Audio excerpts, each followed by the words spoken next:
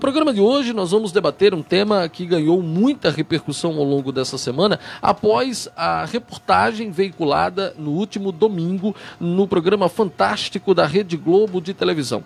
O programa Fantástico denunciou um suposto esquema de corrupção envolvendo um dos padres mais populares da Igreja Católica no Brasil, que é o padre Robson. Uma série de denúncias foram veiculadas em rede nacional. Tanto o Ministério Público está investigando, a igreja afastou o sacerdote, inclusive, das suas atividades até que a investigação ela possa ser concluída e seja verificado se houve ou não o ato de corrupção que está sendo investigado. E é exatamente sobre esse tema que nós vamos discutir hoje, a relação entre religião, corrupção, com o professor Irivaldo Oliveira, ele que é professor da Universidade Federal de Campina Grande, é cientista social, atua no campus de Sumé e gentilmente aceitou o nosso convite. Eu vou começar já cumprimentando ele que já está em linha conosco. Professor Irivaldo, seja bem-vindo ao nosso programa, muito obrigado por aceitar o convite. Já estamos aqui, eu, Júnior Queiroz e Josinaldo Ramos, pronto para nós fazermos o bom debate. Bom dia a todos da bancada. Estou aqui disponível para ouvir os questionamentos e tentar refletir um pouco sobre esse problema, que é um problema atual, importante e que gera muita polêmica na sociedade. Perfeito.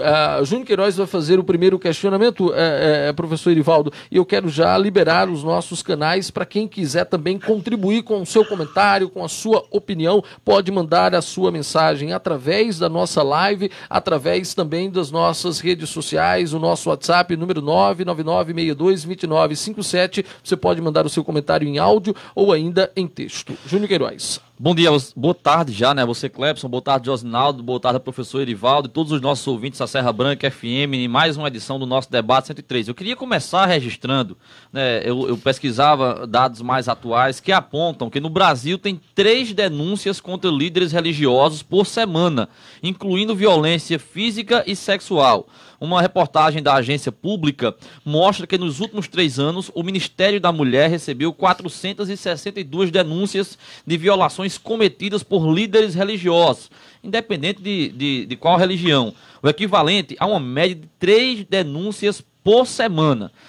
No gráfico que o levantamento traz, mostra que as denúncias apontam 25 delas negligência, 22% violência psicológica, 17,6% violência sexual, 10% de violência física, 6% de abuso financeiro, mais 6% de discriminação, 6% de violência institucional, e aí vem exploração do trabalho infantil, trabalho escravo, tortura e tráfico de pessoas, isso apenas denúncias de contra líderes religiosos no Brasil. Eu começo para a gente abrir essa discussão, professor.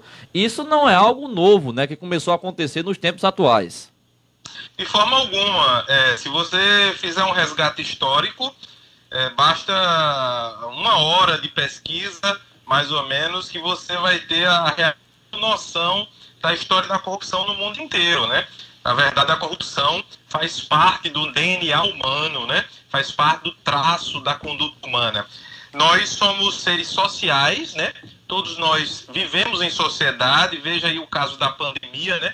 Nós estamos passando por esse momento de isolamento. É tão ruim ficar isolado, né? O ser humano vive em sociedade. E aí, vivendo em sociedade, existem problemas. E nenhuma instituição está imune à corrupção. Você, Júnior, acabou de citar uma pesquisa bastante interessante que demonstra isso que eu estou falando. Demonstra que nenhuma instituição, seja ela religiosa ou não, está imune à corrupção, a atos de violência, violência institucional, violência física, violência psicológica. Portanto, é bom para o ouvinte saber que muitas vezes algumas violências elas chocam mais do que outras, né? Muito mais do que outras, enquanto que na sociedade qualquer tipo de violência deveria chocar. Na verdade, isso não acontece, né? A gente verifica, por exemplo, que crimes contra a administração pública virou algo corriqueiro na nossa sociedade, né? A violência contra menores, por exemplo, choca bastante. Violência contra idosos choca bastante também, não é? E a corrupção no meio religioso deveria chocar também. E choca, na verdade, porque ao invés de você analisar o fato de forma fria e objetiva, analisa-se como se fosse uma briga política entre evangélicos e católicos, quando na verdade a gente verifica casos de violência e corrupção em ambas as religiões, não só evangélicos e católicos, mas também outros segmentos religiosos apresentam esse tipo de corrupção. O fato é que nós precisamos ter controle, precisamos verificar o problema, precisamos controlar o problema e precisamos punir o problema. O que acontece, na verdade, é que muitas vezes as instituições religiosas, elas são fechadas. Elas são fechadas e aí, não havendo diálogo com a sociedade e não havendo transparência, a sociedade desconfia que a liderança maior de igrejas acaba passando a mão na cabeça daqueles que cometem algum ato ilícito, principalmente esses de natureza sexual, que ficam no segredo, né? E esse caso do padre que vocês citaram é um crime multifacetado, são vários crimes, na verdade, né? Crime de natureza sexual, me parece que tem também, e também tem crimes de desvio de recursos, né? Então, é muito sério. Agora, o que não podemos fazer é estigmatizar uma denominação religiosa, dizendo que toda denominação está com problemas, em virtude de um fato específico, seja ela evangélica, católica ou outra qualquer. Então nós precisamos apurar e dar uma resposta à sociedade. Professor, nessa mesma linha, era minha próxima pergunta, é bem na direção do que o senhor disse agora. Nós não podemos, então, culpar a instituição religião. Eu nem falo de uma igreja em específico, porque nós, como o senhor bem disse, nós temos casos, nós tivemos aqui agora recente apenas, né? O João de Deus, que é espírita, né, se não me falha a memória. Nós tivemos o padre Robson agora denunciado, e é bom lembrar que não há ainda condenação, né? Há apenas o princípio de uma investigação, mas enfim, há denúncias tanto de espíritas, de religiosos, de evangélicos, né, em diversas denominações, de católicos. Então, mas a minha pergunta é, o problema não está na religião em si, mas no ato de corrupção, estou certo? Exatamente, você tocou num ponto que para mim é central nessa discussão. Agora, o que acontece nas redes sociais é que as pessoas partidarizam muito a discussão. Isso é ruim. Certo? Isso é ruim. Não se tem uma análise mais objetiva sobre isso. Como eu disse no início, a corrupção faz parte do DNA humano. O ser humano ele está propenso a atos de corrupção se ele tiver oportunidade. Lembram-se daquele adágio popular, daquele dito popular, né? A ocasião faz o ladrão? Pronto, é a ocasião que pode fazer o ladrão em qualquer instituição. Agora, se você não tem controle, não tem punição, não tem transparência, você tem corporativismos, consequentemente as pessoas vão se sentir mais, digamos assim, incentivadas a se corromperem, a se desviarem, a praticarem um desvio de conduta em qualquer seara. Então, o que precisa existir é um controle efetivo e uma transparência. Então, a igreja tem que ter transparência com os seus fiéis, com a sociedade. Não podemos condenar toda uma instituição por causa de uma maçã podre. A maçã podre vai continuar existindo, né? Isso, a história do mundo, ela demonstra isso. Digamos assim, que nós não estamos no melhor momento da história humana, mas também não é dos piores. Se você verificar ao longo da história, houve momentos muito mais piores. Hoje nós temos a imprensa, vocês realizam um papel de extrema importância, de controle social. A imprensa ela é fundamental para o controle social dessas instituições. Que controle social é esse? Vocês são o canal da sociedade.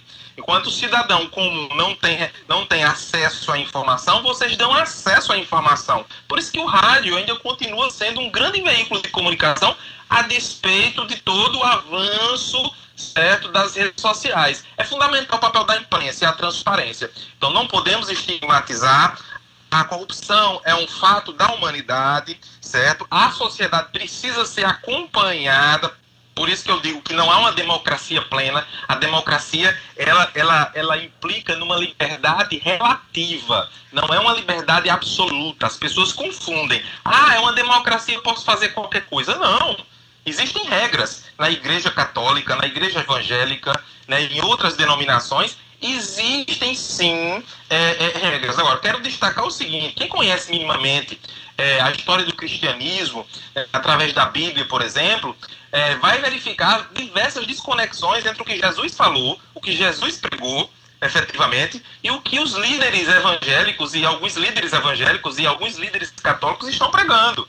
Então é importante que as pessoas olhem para o Evangelho, olhem para a pessoa de Jesus, para o exemplo que ele foi, né? Ele foi um grande exemplo, a maior liderança da humanidade, e ele demonstra o caminho que devemos seguir. Agora, se a igreja, que ele não fundou a igreja, na verdade, né? Ele não fundou a igreja, ele fundou, certo, o cristianismo. Então o cristianismo permeia todas essas denominações, e nós, seres humanos, fizemos as divisões e as nossas tratativas conforme os nossos interesses, muitas das vezes. Professor, a gente observa que nós, ao que parece, né, é um tempo de depuração, né? A gente observa que a corda está sendo bastante esticada do ponto de vista político, do ponto de vista religioso. Nós já chegamos à conclusão que essa questão aí da corrupção nas igrejas, nas religiões, ela é uma questão humana.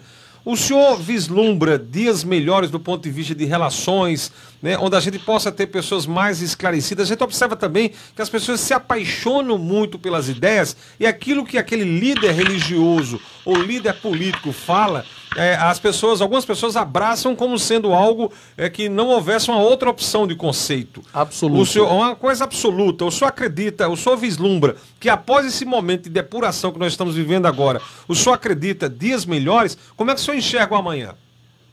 Olha só, eu vou usar a Bíblia, não é? Me perdoem os ouvintes, né? A discussão aqui também é científica, mas não deixa de ter sua relação religiosa. Mas a Bíblia fala claramente, né, em alguma passagem, que eu não me lembro agora a referência, mas isso me ficou na memória quando eu li, que a orientação, a inspiração do Espírito Santo sempre foi no sentido de nós conferirmos o que está sendo dito a respeito do Evangelho. Conferimos onde? Na Bíblia. Não é conferimos na fala das pessoas, né? Então, Jesus nunca mandou, Deus nunca mandou que as pessoas acreditassem piamente nas lideranças, de forma alguma, até porque os apóstolos eram pessoas imperfeitas. Pedro tinha roubos, e Paulo foi um cobrador de imposto. De imposto, e depois se converteu e foi falar do Evangelho. Quer dizer, a história do Evangelho é muito bonita, né? E as pessoas deturpam, né? Evangélicos e católicos muitas vezes deturpam a história do Evangelho, a Bíblia, que é a nossa fonte, né? Mas aí, como você perguntou essa questão, não poderia deixar de destacar esse ponto, porque a nossa resposta está na Bíblia. O que estão dizendo aí? Eu sou católico, eu sou evangélico. Fulano de tal, o meu pastor está dizendo que não pode usar saia, não pode usar mini saia. Isso está na Bíblia? O pastor falou que não pode usar batom. Isso está na Bíblia? Verifique na Bíblia, meu cidadão. Verifique na Bíblia. Se tiver na Bíblia, tudo bem. Não é regra de prática, ou revogue a Bíblia de uma vez por todas. Essa é a questão que tem que ser colocada. Agora, eu vislumbro dias melhores se houver o segmento de alguns pressupostos. O primeiro pressuposto é acompanhamento. Acompanhamento, verificação, tratamento. Então, quando acontece um crime de natureza sexual no âmbito da igreja, é preciso que a igreja trate. A igreja tem que tratar. E a igreja não precisa expor o nome das pessoas, não precisa divulgar o nome dos envolvidos, mas precisa dizer qual foi o resultado, para que exista uma relação de confiança e não de desconfiança. O que existe hoje em todas as instituições seculares e religiosas é justamente, fora da igreja e na igreja, é justamente essa desconfiança. Quebrou-se a confiança, inclusive em relação ao judiciário, em relação ao legislativo, em relação ao executivo nem se fala. Então, todas as instituições brasileiras estão permeadas e atacadas pelo maior vírus que nós possuímos, que é maior do que o coronavírus, que é a corrupção. A corrupção, sem dúvida alguma, é o maior vírus da gestão pública. Ela mina as esperanças. Na igreja é terrível. O dano de um ato de corrupção na igreja é terrível, porque ao se comprovar que isso aconteceu, você pode acabar com uma instituição religiosa, destruir vidas, destruir pessoas que foram procurar socorro espiritual nesses locais e foram enganadas. Essa questão, pessoas são destruídas, né? Seres humanos são destruídos no seu psicológico, o que pode ser muito mais grave. A pessoa cai em uma depressão, algumas pessoas podem chegar até o suicídio. Então, é preciso ter controle. Vislumbro dias melhores, porém, se houver o seguimento desses requisitos, desses pressupostos que eu falei agora há pouco. Professor Júnior Queiroz aqui, eu queria que o senhor, dentro do que o senhor colocou até agora, falasse um pouco sobre a capacidade crítica da população e dos fiéis para com as suas igrejas. Eu vejo que muitas pessoas veem a igreja como algo perfeito, algo que não erra, uma instituição perfeita, que não pode ser criticada, que não pode ser abalada, que nunca errou, inclusive, e nós sabemos que isso não aconteceu e não acontece, né? Na Idade Média, se formos registrar alguns fatos da Igreja Católica, é de não se acreditar o que aconteceu no passado, nós sabemos disso, né? E acontece no presente. Como o senhor avalia a falta dessa capacidade de crítica e de fiscalização dos fiéis para com a Igreja e essa comparação de uma perfeição para uma instituição que foi criada e é gerida por homens como eu e como você, que podem errar? Exato. Nós somos falhos, né? Na verdade, nós somos falhos. Eu considero, Júnior, que a capacidade de avaliação, isso me assusta bastante. Isso é que me deixa temeroso em relação ao futuro. A capacidade de crítica me parece que está caindo cada vez mais. Ela já é baixa. Ela está caindo mais ainda. E assim, o que eu penso é que, vou dizer um lugar comum aqui para vocês, que muitos já disseram aí pela rádio com vocês, a educação, né? Educação, uma população educada, uma população consciente, uma população cuidadosa, ela não cai em falsos profetas, não cai na conversa barata de falsos profetas, não cai na conversa de vendilhões do templo, não cai na conversa de pessoas que não têm compromisso com a sua liderança maior. Jesus Cristo, por exemplo, não é? Então não tem compromisso com o Evangelho, tem compromisso com você, com ele mesmo, então com suas vontades. Então é preciso que a população ela se eduque, é preciso que a gente invista em educação. Enquanto não investir em educação, meu amigo, eu não vejo muita esperança em todo esse processo, seja na igreja ou seja fora da igreja. A igreja é falha, certos poderes instituídos são falhos, né? Nós somos falhos. Agora, não é porque somos falhos que não devemos ser punidos. Precisamos ser punidos. Eu vou dar um exemplo bem claro. Quando acontece uma fiscalização da Polícia Rodoviária Federal no Cariri Paraibano, aí a internet ela vira do avesso. As pessoas começam a culpar o prefeito, culpar as autoridades, que não tem nada a ver com o governo federal. Certo? A Polícia Rodoviária Federal é ligada ao Ministério da Justiça, ela é independente. Ela não tem nada a ver com governos municipais. Ela fiscaliza na BR, meu amigo. Se você não tem documento na moto, se você não tem sua moto regularizada, seu carro regularizado, você está cometendo um ato de corrupção. O cidadão tem que ter essa consciência. Não é só o padre que está lá desviando recursos ou praticando algum ato sexual, né, em relação a menor que está cometendo um ilícito, não. Você que está com sua motozinha, com o farol queimado, ou então sem documento, ou então sem um tipo de autorização para trafegar, o motorista de carro, meu amigo, você também está cometendo um ato de corrupção. Ah, mas meu ato de corrupção é menor. Não, seu ato de corrupção é grande, sabe por quê? Porque você pode matar pessoas, você coloca a vida de pessoas em risco. A gente vê muito isso no Cariri Paraibano, no Sertão Paraibano, as pessoas têm os cintos de segurança nas cidades. Aí quando vem a fiscalização, as motos desaparecem e as críticas aos prefeitos aumentam. O prefeito não tem nada a ver com fiscalização da Polícia Rodoviária Federal. É um exemplo, Júnior, para a gente citar aqui e enaltecer e destacar a falta de educação das pessoas, a falta de informação, a falta de consciência. As pessoas têm muito juízo próprio, a justiça própria. Eu sou honesto, eu sou muito honesto. Fulano é que é desonesto. Olhe para você primeiro para poder julgar o outro. É importante, um dedo apontando para você. Aliás, tem 4 dedos apontando para você e um apontando para o outro na sua mão. Desculpa, professor Irivaldo, veja só, é muito fácil, né, e aí acaba sendo até senso comum para muitas pessoas criticarem à religião, e veja que só aqui na nossa fala até agora eu pude perceber isso, várias críticas à religião ou às religiões, né? Porque na realidade a religião ela é formada por seres humanos. Existe até um prefácio na liturgia da Igreja católica que diz que a Igreja ela é santa e é pecadora. É santa porque foi criada pelo Cristo e é pecadora porque é formada por homens. Mas a gente sabe do papel que tem a religião. A religião ela é, por exemplo, responsável ela possui como papel um equilíbrio para a vida social. Ela possui também um equilíbrio na saúde psíquica das pessoas. A religião ela promove a manutenção, inclusive, de valores, né? A perpetuação de valores, mesmo com tantas gerações que já ultrapassamos, na educação das pessoas.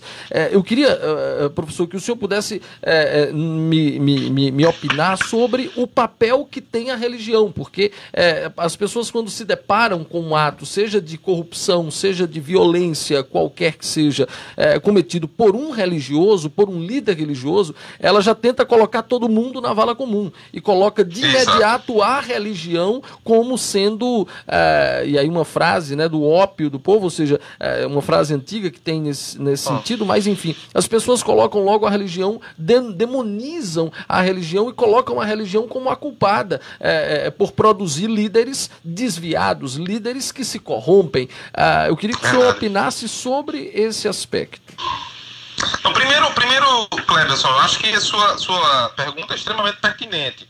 Segundo, que não podemos misturar o Estado com a religião. É um ponto que as pessoas precisam entender, principalmente nesse momento que estamos vivenciando no Brasil. Então você não precisa e não deve. Já vencemos isso na Idade Média, né, professor?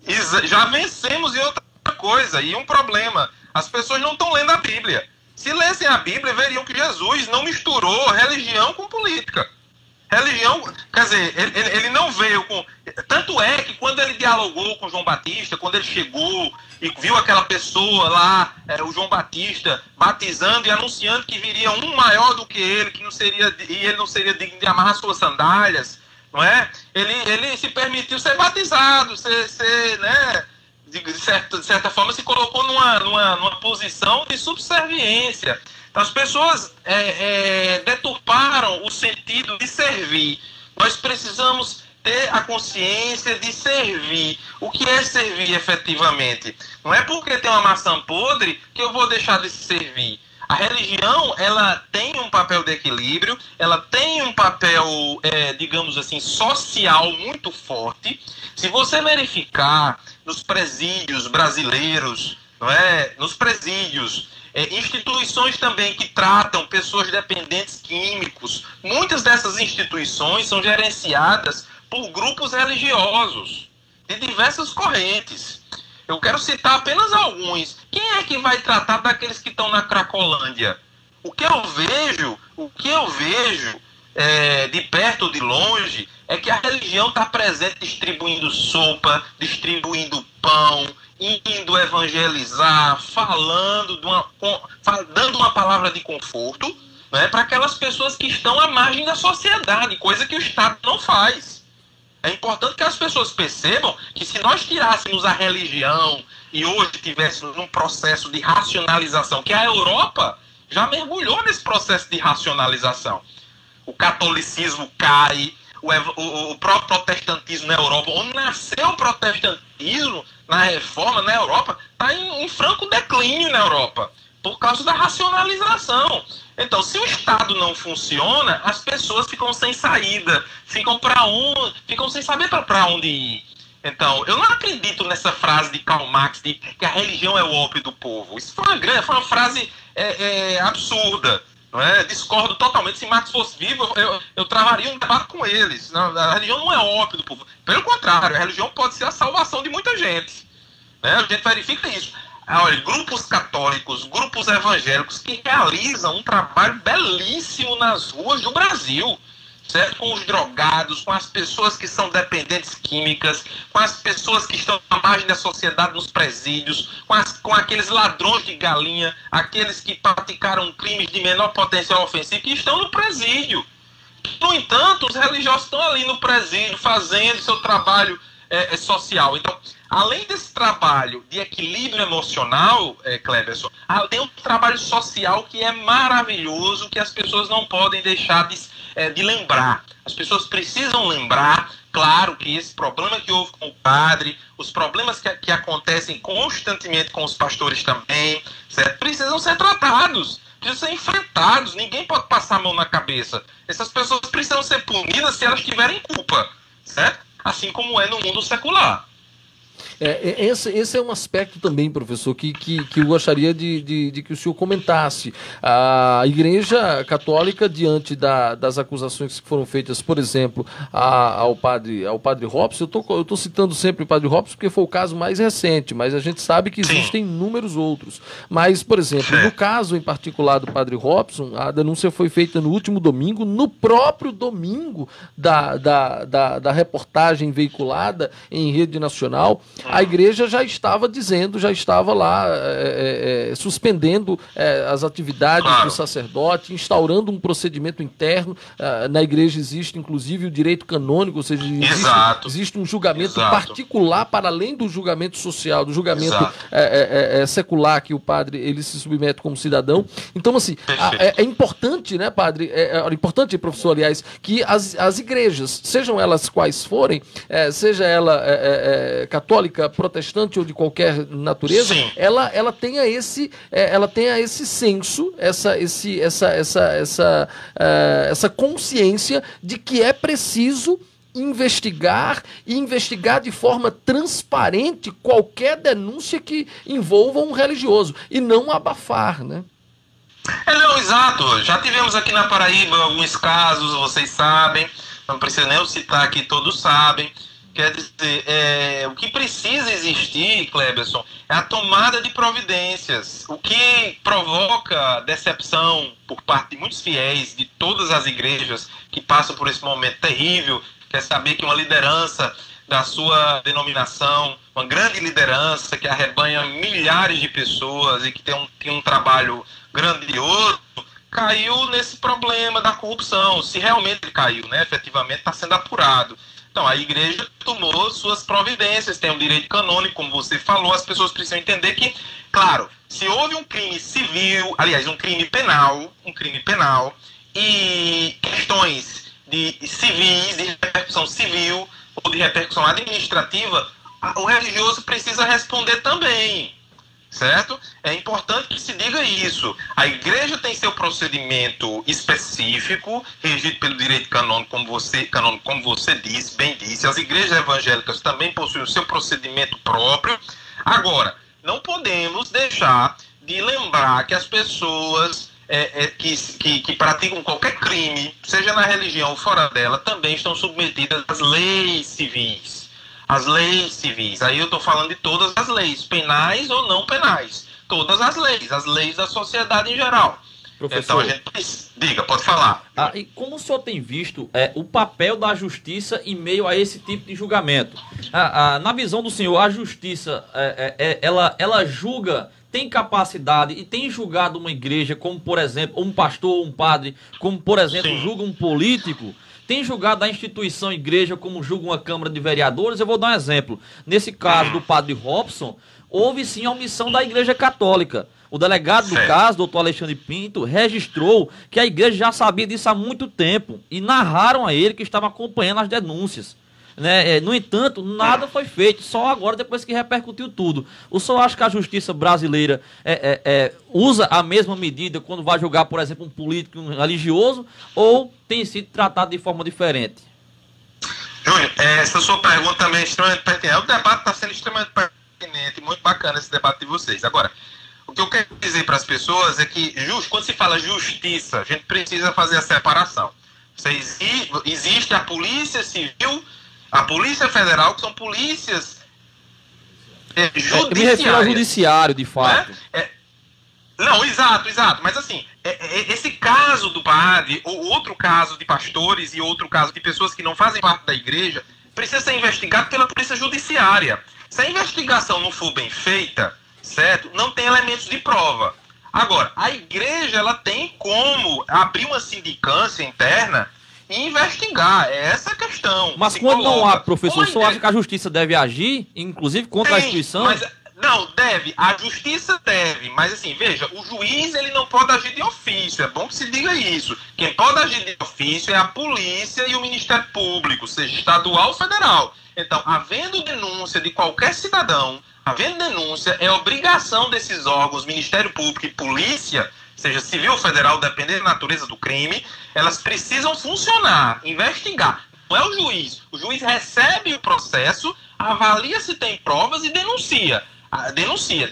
Essa denúncia que eu estou falando não é a denúncia do cidadão que vai lá na polícia e denuncia. É a denúncia, o documento oficial que o juiz vai receber, vai receber do Ministério Público, do inquérito. Não, é o inquérito. Aí a polícia manda. A polícia tem um inquérito, mas o Ministério Público formula a denúncia. Se o Ministério Público se convencer dos elementos da polícia, aí sim o Ministério Público vai formular a denúncia. O juiz, tendo contato com a denúncia, com o processo, vai dizer, olha, eu recebo a denúncia, eu não recebo. Se não receber, o cara não vira réu, certo? Até aí ele é acusado, ele pode estar sendo acusado, ele foi indiciado, certo? Mas no judiciário ele passa a ser réu se o juiz receber a denúncia. Agora, o que eu tenho visto e acompanhado, Júnior, é que o judiciário tem respondido sim a denúncias, inclusive com casos de devolução do dízimo. Não sei se vocês viram, certamente acompanharam, que são muito bem informados. Né? É a devolução do dízimo de pessoas deficientes que foram extorquidas por igrejas evangélicas do nosso país. Extorquidas. Então, você não pode exigir dízimo daquelas pessoas que não têm capacidade de decidir se querem dar ou não. Ou dízimo, ou oferta, né? Ou pessoas que foram simplesmente depenadas na igreja, né? Perderam tudo na igreja. Porque fulano de tal ofereceu um lencinho milagroso, uma caneta milagrosa, uma vassoura da fé, outro tipo de penduricalho ou de mandinga dessa aí da igreja, né? E as pessoas venderam tudo que tinham em prol de um milagre, certo? Isso é um erro e é grave. A justiça tem entendido que isso não é interferência do judiciário, certo? Na independência, na autonomia das igrejas. Houve sim uma prática de um crime aí na religião. É bom que as pessoas entendam que a religião ela não está imune à prática de crimes. Ela pode sim, as pessoas que fazem parte da religião, aliás, podem praticar crimes e devem ser julgadas. E eu tenho visto, acompanhado, que o judiciário, quando recebe as investigações e quando as investigações são bem feitas, o judiciário tem correspondido sim a contento. Professor Irivaldo, queríamos agradecer demais a sua participação conosco, o enriquecimento de nosso debate, de nossa discussão nesta quinta-feira e reiterar o convite para uma breve oportunidade de estarmos juntos novamente. Claro, Cleberson Júnior, outro companheiro aí que faz parte da Josinaldo. bancada, Josinaldo. Obrigado por essa oportunidade, foi interessante o debate, é bem bacana quando você pode esclarecer as pessoas, quando você pode contribuir através de um veículo tão ouvido como é a Serra Branca FM. Obrigado, uma boa tarde a todos.